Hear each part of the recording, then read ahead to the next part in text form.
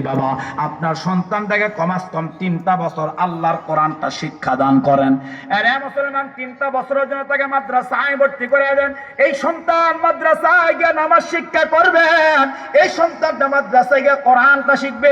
এই সন্তানটা বাবা এরকম মাদ্রাসার মধ্যে গিয়ে বাবা সে জানাজার নামাজটা শিখবে, ওই সন্তানটা এরকম ঈদের নামাজ শিখবে, ওই সন্তানটা শরীয়তের হালাল বস্তুগুলা বাবা শিখবে, ওই সন্তানটা শরীয়তে কোনটা হারাম এটা জানতে পারবে। এরে মুসলমান বাবা এগুলা জানার পরে সন্তানকে আপনি ইঞ্জিনিয়ার বানান, আমাদের কোনো আপত্তি নাই।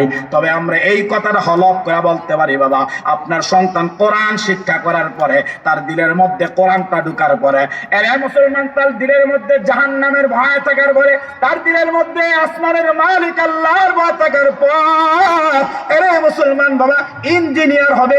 ওই সন্তান বিল্ডিং বানাইতে গিয়া, ওই সন্তানটা ব্রিজ বানাইতে গিয়া, ওই সন্তানটা ফ্লাইওভার বানাইতে গিয়া এরকম কোরআনের জ্ঞান থাকলে বাবা এরকম ইঞ্জিনিয়ার করতে গিয়া বাবা জমিনে কখনো রডের বদলে বাঁশ দিবে না।